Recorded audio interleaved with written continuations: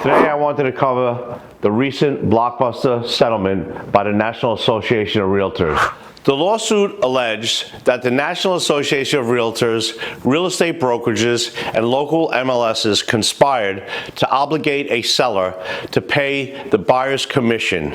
And what this settlement actually does, it acknowledges that the traditional brokerage model has to change. This is Chris Caggiano with eXp Realty, so without further ado, let's dive in.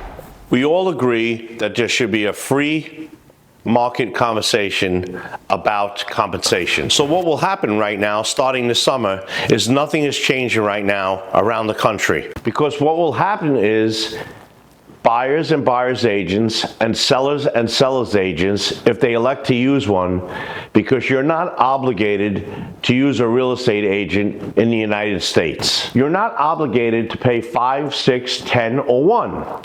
The market has commanded these fees for decades. I'm all about transparency, and what frustrates me the most is that businesses spending so much time and so much money on lawsuits instead of defending and building a future on where we are going. And I think what happens now is new business models, and there will be new opportunities. I think there's going to be greater versatility on how you work with your agents, because if you take a look at over the last 10 years, people buying and selling, regardless of the lawsuit, with all the technology, iBuying, Zillow, websites, etc., humans buying and selling, is that people are electing to use realtors because it's so complicated that you don't even know where to start. What you have now is transparency, which I am all for this, which is one of the reasons I started my own mortgage company, real estate business,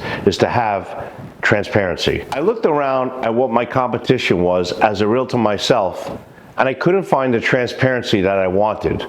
I think that what you're going to see going forward is that real estate agents are paid on the value that they provide to their customer. And I think that this is what you're going to see going forward. It remains to be seen how these new rules are going to shake out over the next several months. These rules are not going into effect until sometime at least over the summer. There is no obligation to use a real estate agent in the United States. There is no obligation to pay our fees here in New York City. Things are a bit different here because they're not members of the National Association of Realtors in New York City, and there is no MLS here in New York City. Remember that great service is expensive. Bad service costs you a fortune. And we see time and time again that discount brokerages have existed for a very long time. Sell your home on your own. Someone just listed their Soho home for $35 million. You could use an agent. Maybe it will sell. Maybe it won't sell.